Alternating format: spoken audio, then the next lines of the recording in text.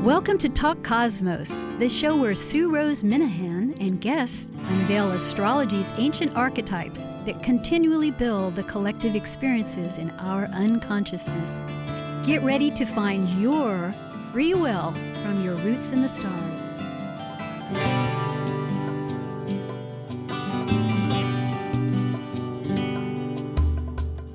Hi again. Tonight is Cosmic Collaborations.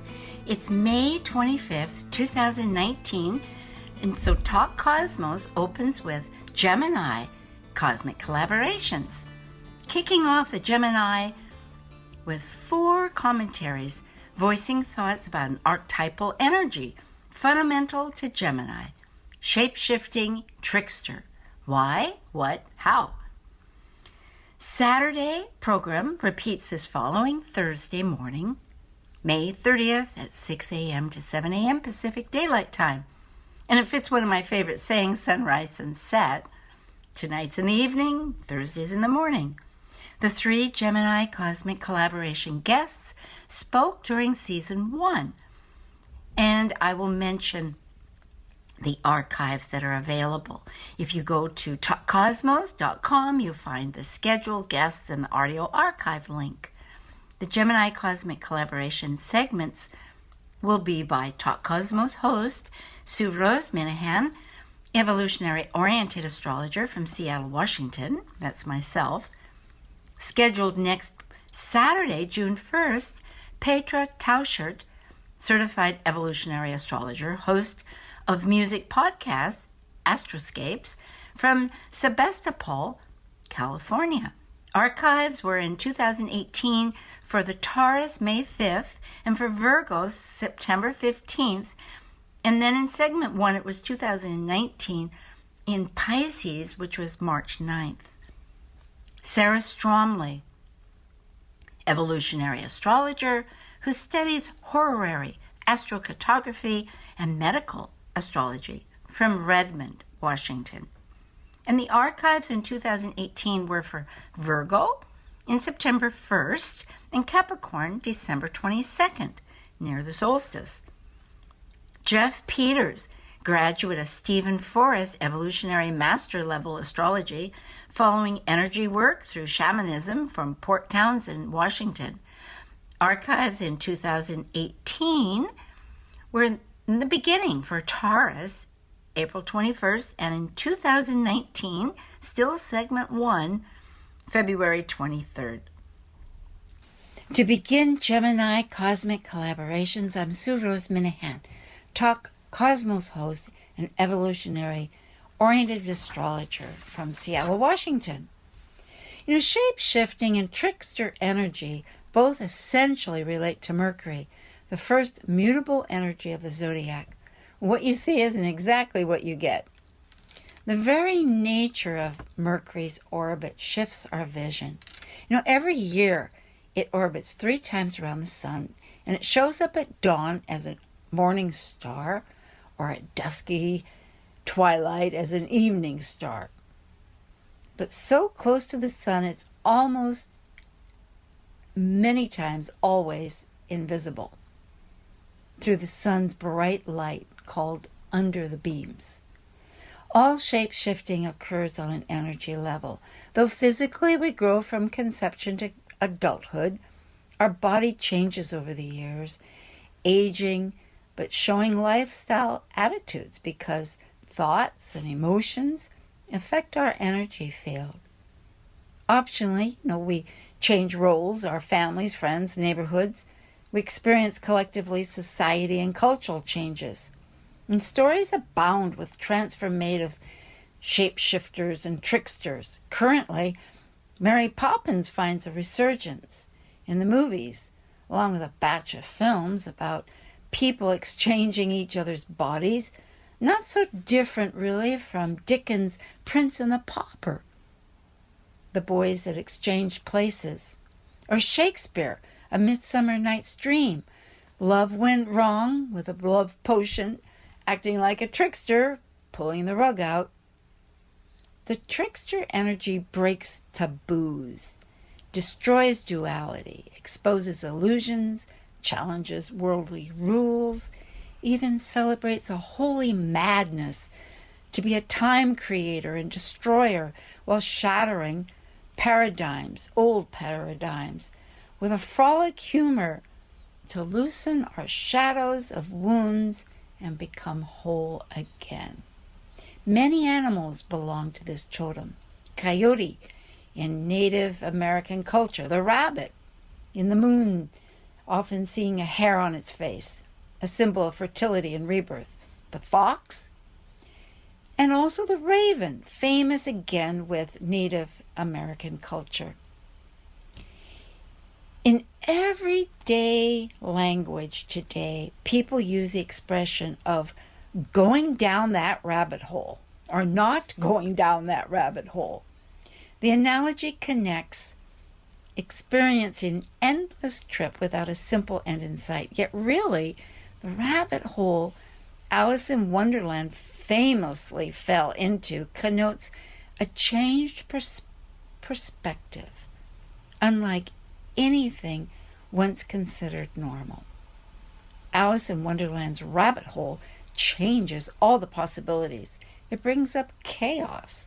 For instance, the Cheshire cat in Alice in Wonderland that slowly fades away and leaves a gaping smile. Alice says she's seen a cat without a grin, but a grin without a cat? Very curious. Most things she ever saw in her life. And Lewis Carroll, the author, had the Mad Hatter ask a riddle question. Later he said he had no intention it would be answered. "How is a raven like a writing desk?" asked the Mad Hatter. And it portrays the fact there are riddles in life. Why do we need this shape-shifting trickster energy? To break people's stuck resistance, heal the rejected shadows, and reunite our wholeness. Because life evolves on a continual basis, just like water, a liquid held by the land, falling from the sky in clouds as fogs, clouds and hard as ice. A bird's song transforms the day. And I just read they don't sing to tell an answer, they sing because they have a song. Yeah, they lift us to the beauty and love of life. Changes transforming occur on every level. The world operates on a change basis, constantly shifting our environment. Seasons, temperatures, the magnetic poles. In February, scientists had to change the world magnetic model to adjust for erratic changing electromagnetic North Pole. Needs it for GPS navigation for the air, the sea, our smartphones. And it was sooner. It was going to happen in 5 years, which was in 2000 at the end of the year. But our magnetic north is heading towards Siberia a little quicker than they figured. Of course, the sun is hurtling northward towards Vega star. In 13,000 years, Polaris, our North Star, will now be at Vega. Just like Polaris replaced Thurbin, which was the North Star during Babylonia in 3000 BC. Changes happen. Many cultures use trickster, shape-shifting archetypal energy to break up energies to allow a new perspective. And the Lakota Indians use a sacred clown called Heyoka. That's Heyoka. It's a mirror and teacher, extreme behavior to bring up doubts and hatreds, weaknesses, to heal shame and provoke laughter or fear from chaos. You know, when people are too secure and take themselves too seriously, it fools around asking hard questions that others are too afraid to talk about or think. And so people look at things in a different way, like breaking the ice. And these sacred clowns actually serve to shape the tribal codes. They're without constraints. the taboos, so that the questions of the boundaries and the moral conduct can be questioned and redetermined. And for people, as it's said by John Fire Lame, dear, who lost everything, endured much death and sadness, laughter's a precious gift. We were starving, and watching the pranks and capers of Heyoka was a blessing. You know, I had a good jazz musician friend and a Gemini, and he frequently would quip, "Mind over matter, but if you don't have a mind, it doesn't matter." You know, in Greek mythology, Vulcan plotted to expose his wife Venus' infidelity with Mars, catching them in a net, and he announced it to the gods. But instead of shaming and judgment, Hermes prompted their laughter because he claimed he'd gladly be with Aphrodite, or Venus, even if the gods saw him. And that new truth welcomed the reality that no matter what others thought, no matter the consequences, the experience of love was worth it. You know, laughter releases resistance and lifts a new bond. Clowns operate like tricksters inside and outside of time with impersonal actions. We can witness because they seem outside the norm, so they can do anything. Clowns like the court jester enter the sublime, the ridiculous, the unrecognized truth and reality we may be blinded to recognize or accept due to the earlier, elemental force of fixed, concentrated, established form. It tells us there's light behind the darkness. Comic books tell the world it may be way ahead in the future. Things like sci-fi. And then, much like the fool advising the king, the truth comes out later, and the public's been warmed up to the idea. Could this be a similar psychology? Comics like the clown or the jester or the fool are outsiders of our parameters of accountable responsibility to uphold the norm, the conditioned, the acceptable manners we agree with in the consensus. Everything begins with imagination. Countless stories change our sense of normal experience, like Mary Poppins, her magic umbrella, Alice in Wonderland, growing large or smaller, her size, Wizard of Oz, entering a land where scarecrows talked and found they had brains, and the secret to go home was always part of you. Peter Pan and Tinker Bell and the ship that sailed in the night. Shakespeare, Midsummer's Night Dream. Faust. Today's shape-shifting processes live in our consciousness, such as astral projection. Numerous time travel movies, from old days to new days, in every way, shape, and form. Evolution, the concept occurring at different non-linear rates. So what prompts this renewal in our soul, in our existence? In a primary foundational basis, the cycle of the planets represent the shifting patterns of life. Closest to the sun by the very virtue of its path around the sun, Mercury shares its message of traveling between above and below, just as the Hermetic Code pronounces. Gemini produces shape-shifting trickster energy of shape-shifting God morphing.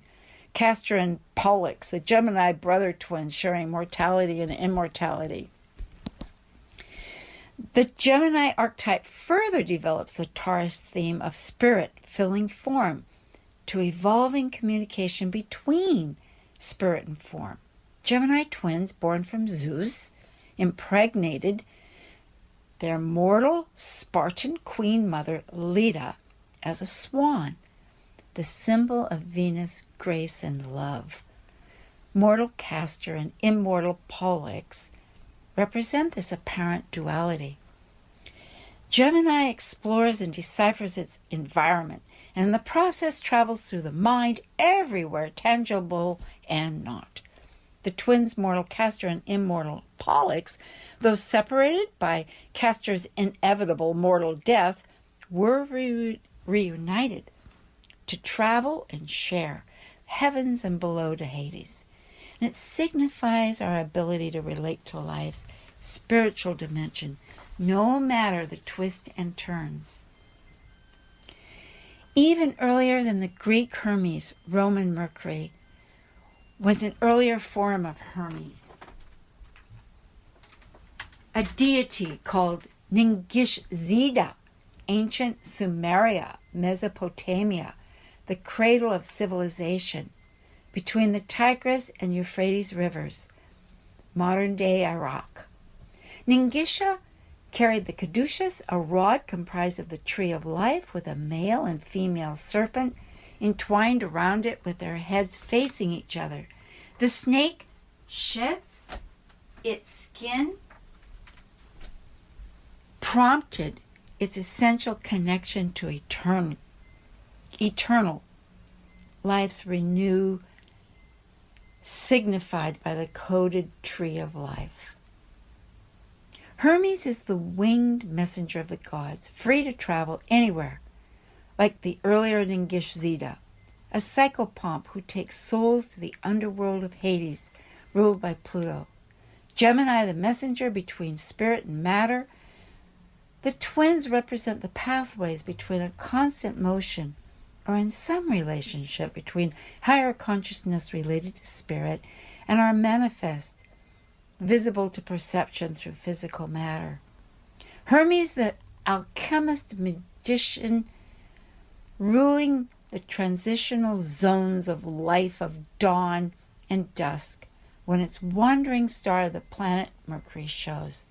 The traveler of crossroads, the era of the equinox, with shifting light, like the trickster bringing gifts of illumination through play, truthful revelation, and ultimate balancing. If you search and find the trickster inside, you'll find what's attracting lessons, and maybe perhaps we can learn to laugh with. That was your host of Talk Cosmos, Rose Minahan, introducing the Gemini archetype. And coming up next, you'll hear from Paetra Tauchert for a brief discussion of Gemini as it relates to shapeshifting and being a trickster. We are in the time of Gemini, which is the first Mercury-ruled sign, and it is a yang air sign, mutable air, yang, extroverted, like coming out of Taurus, which is yin, earth, and a receptive sign, where everything is, if we think, the way that nature works, with the spark of Aries starting into the equinox period of time, like spring is born, and then we spend some time growing and being low to the ground and taking things slow, and there's a lot of melding ourselves and expanding and kind of looking up towards the sun.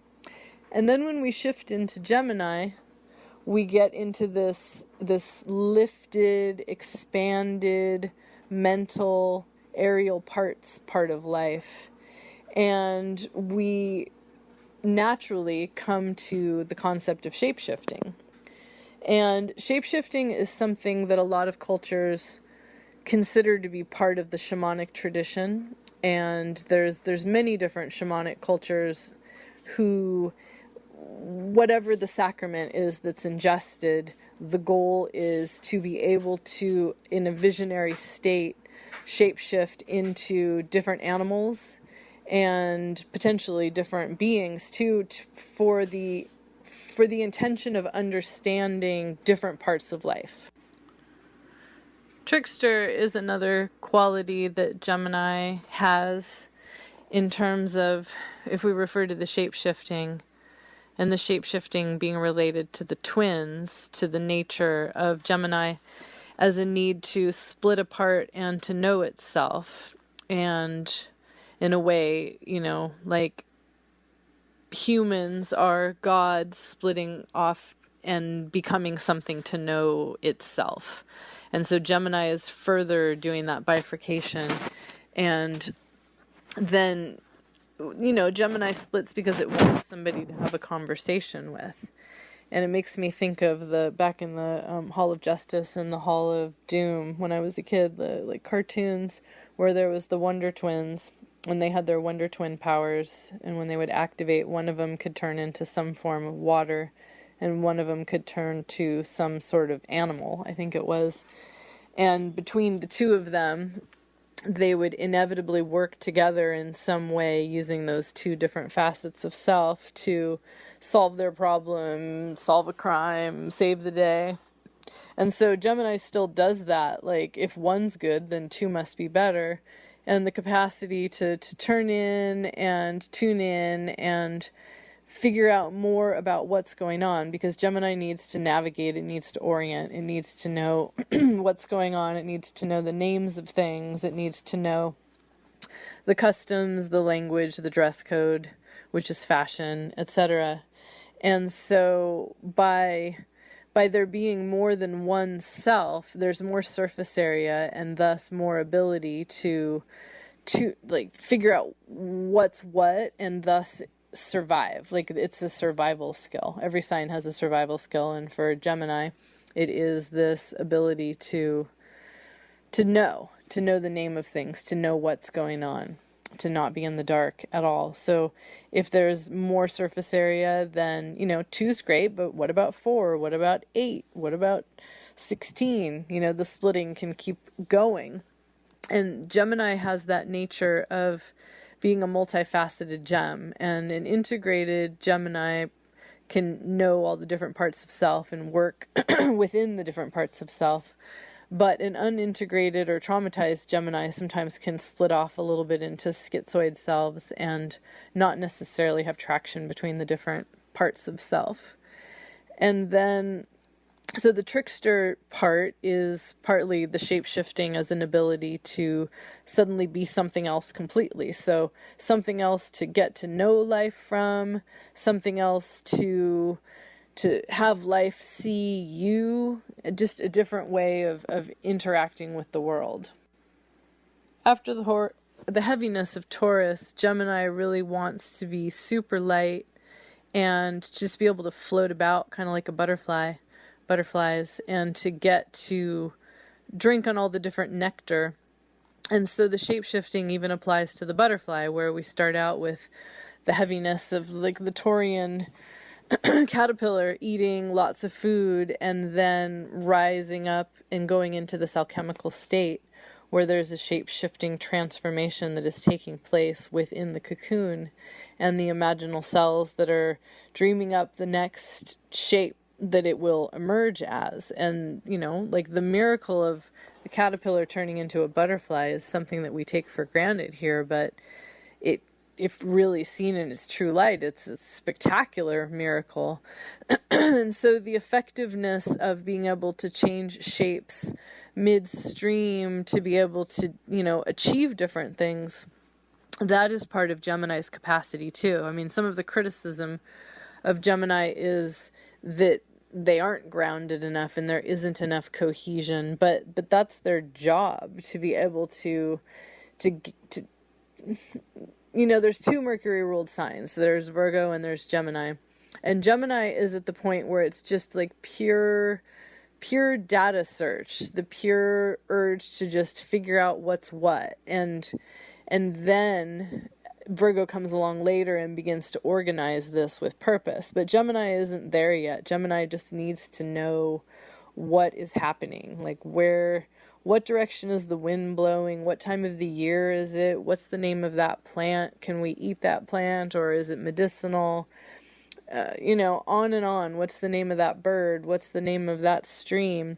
And if these things aren't named, Geminis can be the ones that help do the naming. If we think, in the Bible stories, one can't help but think of Cain and Abel as those original brothers, siblings, and that, again, bifurcation in this case of like the good brother and the bad brother, and how primal that story is. I mean, that's pretty early on in the Bible, I think. I'm not a Bible scholar, but I remember it from some Sunday school stuff. And just like that archetypal sibling, more than one self, like just different selves getting to interface with life and getting to interface with knowing what life is all about in that way. And the trickster quality is in, that ultimately I think that the duality is an illusion, and that our souls exist in a place beyond the duality. Yet here in the earth plane, what it is that we're doing here, there's purpose in the duality. And so the trickster nature of that there needs to be a good and a bad, when we study the Tao and we see the yin and the yang. And we know that seemingly here on earth there is a mix of both. And so Gemini is the first duality sign that we come to. And so it's the first kind of split into that sense of that there's self and there's other, and how important that piece is for learning about self in life. So the dual Gemini shape-shifting trickster sign will carry us all the way to summer solstice. And the mutable signs are the signs that are in charge of helping us break down and close down a season as we prepare to initiate another one. And so as we cross the summer solstice point of the year, we will cross into the cardinal water sign of Cancer. And so this is maximum aeration, maximum sunlight, maximum heat, warmth, light in the northern hemisphere, which is where Western astrology was created. So observing these patterns are, they do correlate with the magic of this time. And all of the pollination, all of the gathering, all of the socializing, it's like Gemini is the time to do all the things. And so it is supported by this light, airy, it's mutable, but it's yang. So it's an outgoing mind capacity to maximize the ability to learn about the environment and about the self in relationship to the environment through the mind. And that is what I have to say about shapeshifting in Gemini. You just heard from Paetra Tauchert, an evolutionary astrologer and host of the Astroscapes radio show. At this time, we're going to take a quick break, and when we come back, we have our next guest, Sara Stromley. This is a cosmic collaboration from Talk Cosmos.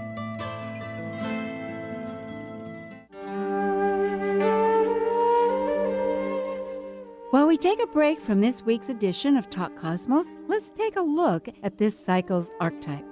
We are currently in the period of Gemini. By leaving a cycle based on physical form, integrated through spirit, the energy of Gemini connects spirit with matter, focused on communicating and defining the external. Gemini is a mutable air sign signifying flexibility. Gemini dually focuses upon teaching and learning in order to synthesize the world one lives within. Hi there, this is Shannon Hayes from Seattle, Washington. I'm an evolutionary astrologer, and you're listening to Talk Cosmos on Alternative Talk 1150 AM, where we unveil astrology's ancient archetypes that continually build the collective experiences in our unconsciousness. Alternative Talk, 1150 on AM, 98.9 HD3 on HD, 1150kknw.com on the web. Welcome back to Talk Cosmos, and this week you're listening to a cosmic collaboration which brings together shorter segments of individual guests speaking about an archetype. Now let's hear from our next astrologer, Sara Stromley, who will be speaking about the measurement aspects of Gemini and making connections. Thank you, Sue. I love your show. It's such an honor to join you again. And I appreciate this invitation to speak on a different angle on Gemini. And I'll briefly highlight some things I find fascinating and tricky about Gemini. Besides its planetary ruler and the element Quicksilver, they speak to themes of speed and being slick, difficult and impossible to track at times. So astronomers have had their reputations damaged from claiming to know Mercury's patterns, placement, timing, reappearance on the ecliptic. And luckily, we have better technology in studying this. Quicksilver, known as the element Mercury, is really the most unique element considered a metal since it melts at room temperature. But it's been invaluable, and it speaks well to Gemini because it relates to all forms of measuring: temperature, weather, leveling instruments that are required for construction, architecture, design. It's within clocks, space equipment, heavily used in light bulbs, although many of these things are being phased out for environmental concerns. But it relates to Gemini and how it's essential for our making connections to many things, and that's their gift. Modern archetypes for Gemini seem to have a unique gift for playing within darker circumstances while seemingly able to evade being labeled or even tainted like the rest of us mere mortals. You can see this in charming and always forgivable characters like Peter Pan, Jack Sparrow, the character of Pirates in the Caribbean, played by famous Gemini Johnny Depp. And that character was a career thief and raging alcoholic. Game of Thrones, Littlefinger.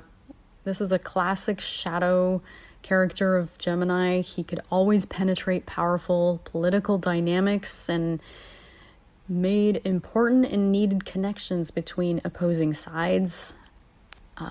Even though his aid seemed essential, one was left to speculate what that angle was, how that was being played, and how much of it helped or hurt their circumstances. In predictive astrology, called horary, there's a specific technique for finding missing items, and there's a rule that if Mercury in Gemini is prominent and adversely placed as the subject or the querent, that means the client or questioner, theft is the most apparent and unquestioned outcome. So Mercury also rules medicine and astrology. However, this Quicksilver has a long and sordid history, tricking physicians since the earliest recorded times for its healing powers. There's been multiple and bizarre historical references of pharaohs and kings from Egypt, Mexico, Tibet, and China that have fatally consumed and even bathed in Mercury in a misguided attempt of finding immortality. And although Mercury is widely and effectively used in bacterial infections, or at least used to be, most notably for syphilis, the side effects equal or worse than the disease there. So interestingly, it was the very treatment for Lewis and Clark that has since enabled our ability to very accurately map their route in their initial exploration of the United States, since it was Mercury that appeared in all of the places where they urinated. So in ancient Christian and Hellenistic medical astrology, when mutable signs like Gemini are shown as significators by sign, planet, or placement, concerns are elevated because that is usually an indicator of metastasizing or mutating tissue and circumstances that are tricky to navigate since the source and speed of the condition are extremely difficult to contain. And I'd just like to briefly touch on, instead shifting gears here, what's a joyous transition and return of Mercury to its home sign, and the solar ingress that started on Tuesday the 21st, re-energizing the themes and joys of Gemini. And this is generally the time when it's easier to be versatile, social, and to entertain interests. And it's still true. There's just a small fly in the salad here until June 3rd, when there's a larger than life Jupiter that's in Sag that is powerful there, and it's opposing Mercury in Gemini, as well as Neptune in Pisces, ruler of Pisces, and very nebulous, is also in a very tense square aspect, is confusing every good theory produced up until now. So it could seem that there's either people or circumstances or limited technology that can grandstand or outmaneuver some of the best intentions. So this will pass. Keep your defenses down, keep curious and pondering possibilities. You don't want to miss any inflated misinterpretations, as well as juicy considerations, or overreact to anything that may not be completely true. There's a lot that's inflated. So, but after June 3rd, some fresh new insights all around all of this will become useful. So when I tune into flowers and elements, here's a few that I think are really harmonizing for Gemini right now, and that Gemini undertone and energy right now. And one is halite. It's a gem elixir spelled Halite. It's a mineral-rich salt that has a unique bacteria our body likes. I like the pink variety that comes from Poland. And to me, that kind of relates to a health trend that I've seen of people sitting in salt mines and detoxifying this way, and are replicating this through salt rooms. So the rich salts release negative ions as well. That's mood elevating, and it helps the lungs, which is a body part ruled by Gemini. And in Chinese medicine, the lungs carry grief.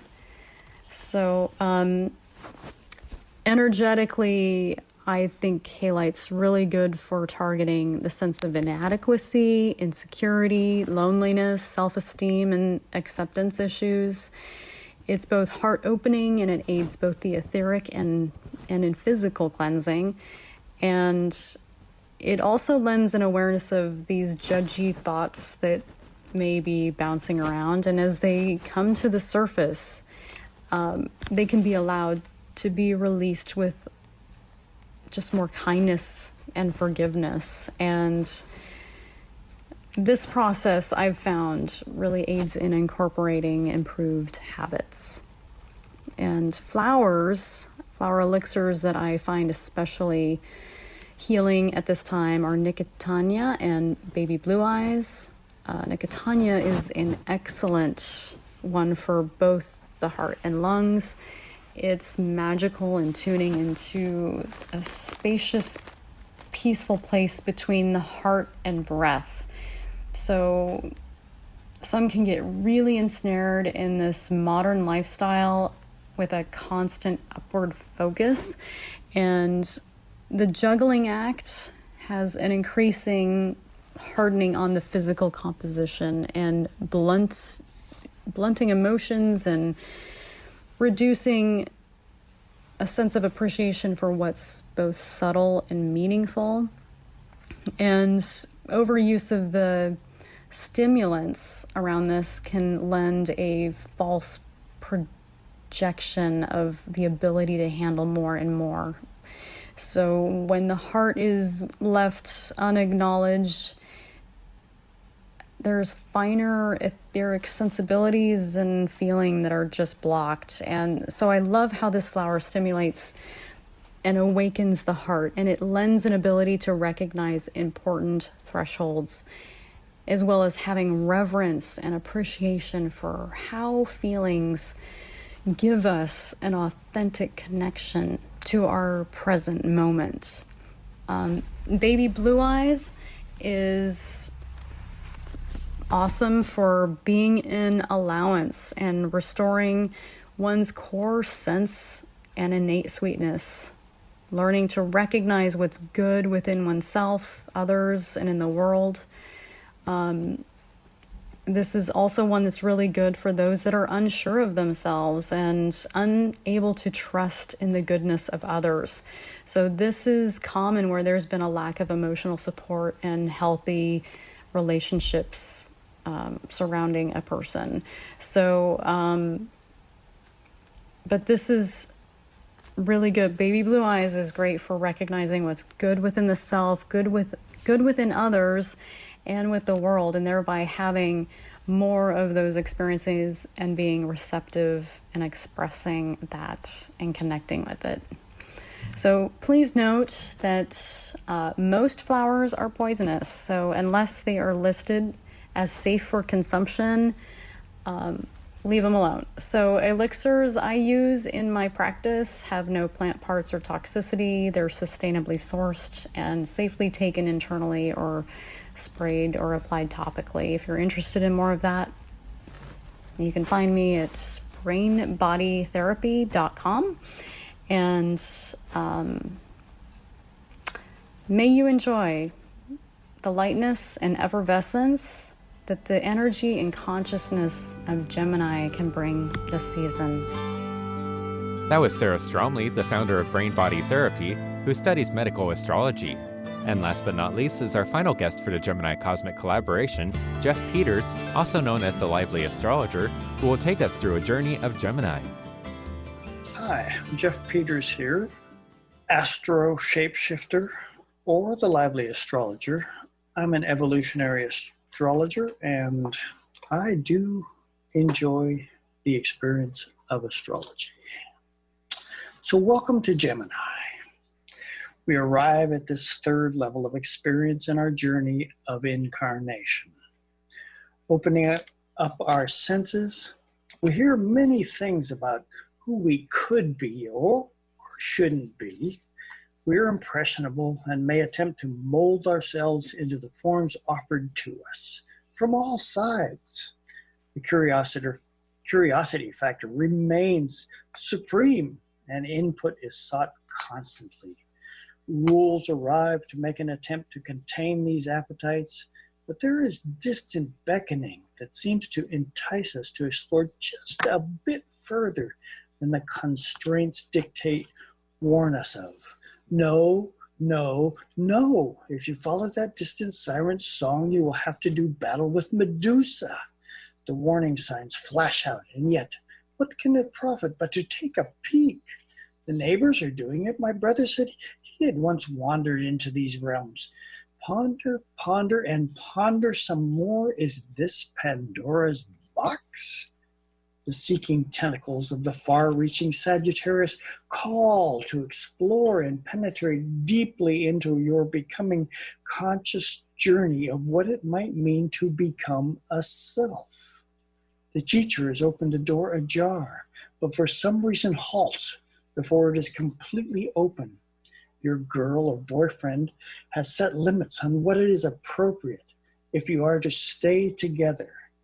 Your visit to the comic and magazine section at the store is brought up just short of the adult section. The siren sings a forlorn melody that seems to haunt the edges of your seemingly fragmented spirit.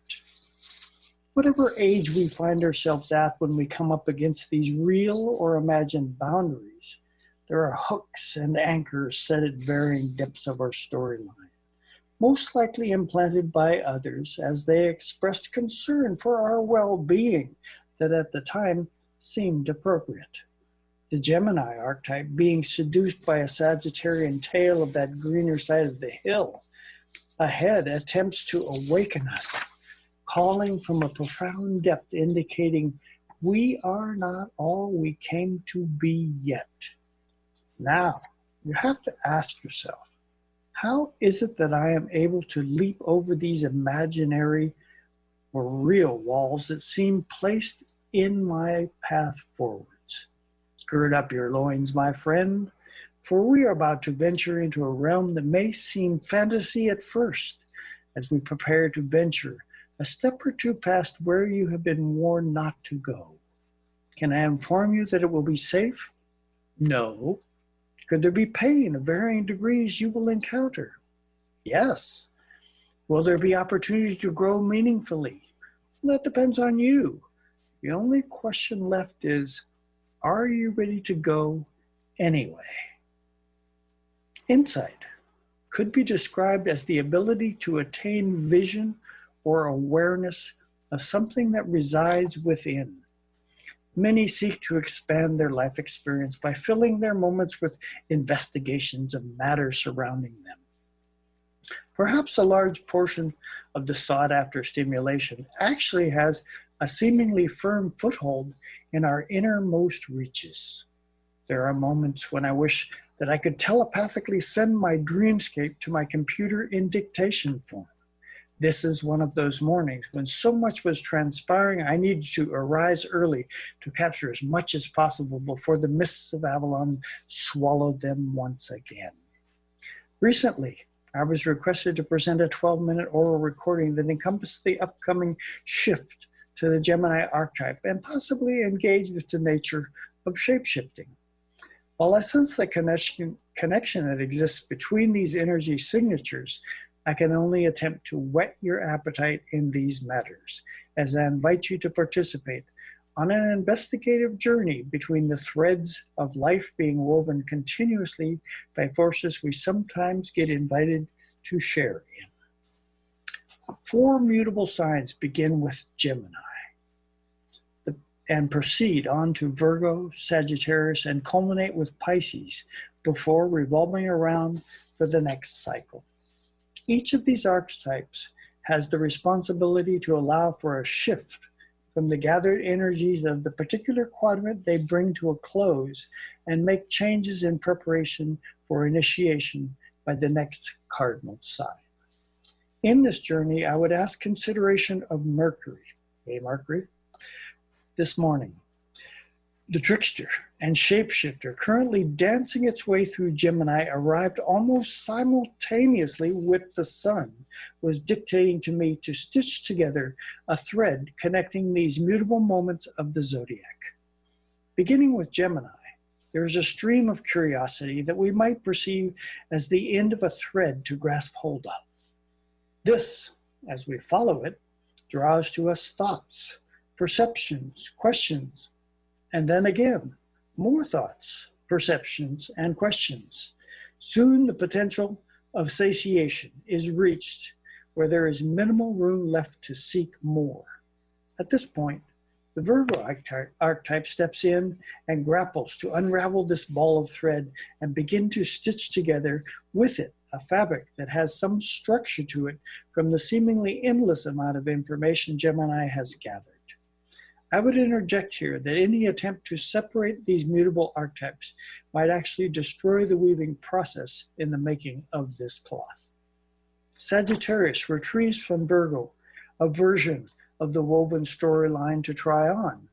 There is the perceived value-added requirement of sharing this process with the greater other, or all, with as varied a background as one is able to interact with.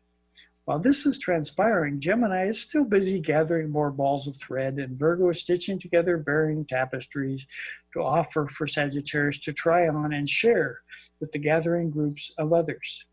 There's a shift transpiring at this point, as back down through the thread line, there is a feedback loop to stimulate Gemini to focus in particular directions so that the available thread material begins to alter by requirements of refinement. Pisces enters the scene at this penultimate mutable moment. Remember how each of these mutable experiences is in the process of setting in motion change protocol to prepare for the next initiation point? When Pisces is engaged, there is a message on the board that reads something like this: there is a gossamer thread available to utilize in the fabrication of a robe that could be worn during this ultimate refinement of what it means to be, and it is this that you, Gemini, should seek. Enter the energy of shapeshifter. The gossamer thread is made of an energetic and connective fiber such that while understanding that H2O is 2 atoms of hydrogen and 1 of oxygen to make up water, there is as well a vehicle available to make it rain. This may be seen as an energy wave of the water cycle that we can allow our capacity to engage with by becoming as water in its many forms simultaneously. This requires tuning into a matrix of threads or energy lines or a stream of consciousness that makes up everything and spreads across the whole of the universe. Once there, one can dance along these superhighways of connective lines, the web of life, in tune to tune into the essence of anything that exists. Pisces is the conversation with Source, and as such refabricates by tapping into everything that has made this moment possible by removing all the threads no longer required for a next new moment to transpire.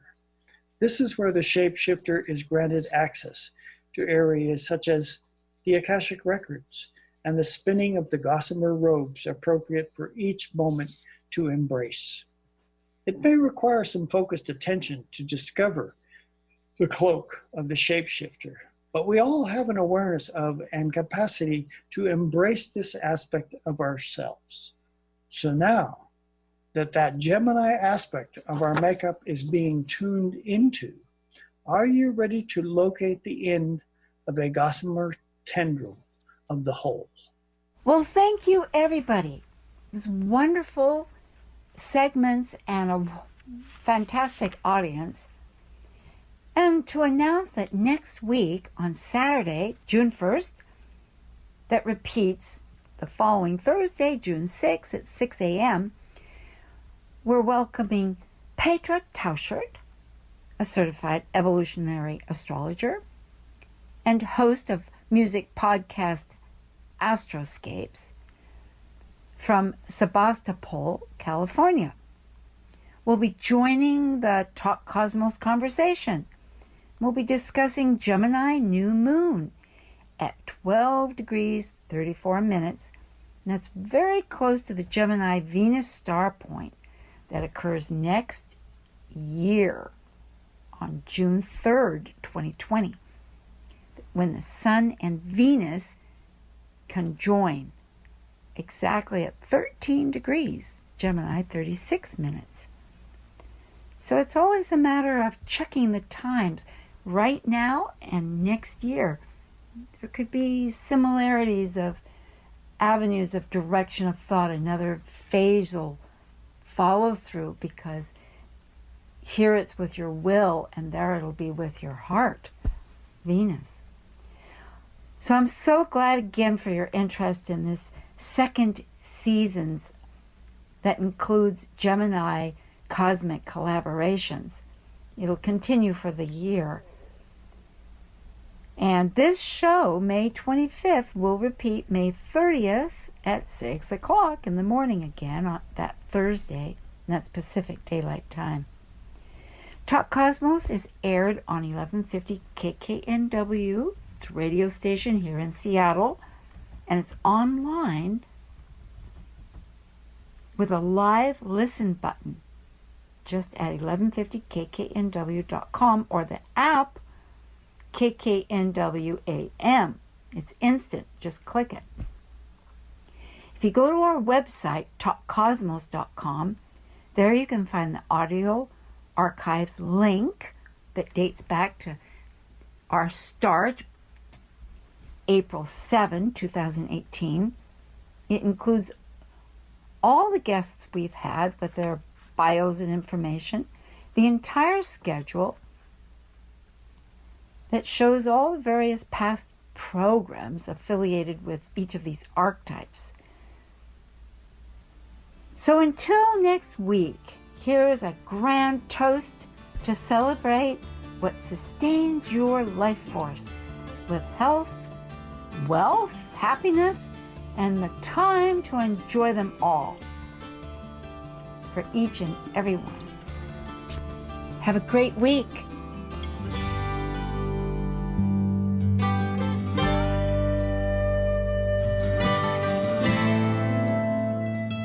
Thank you for listening to Talk Cosmos, the show where Sue Rose Minahan and guests unveil astrology's ancient archetypes that continually build the collective experiences in our unconsciousness.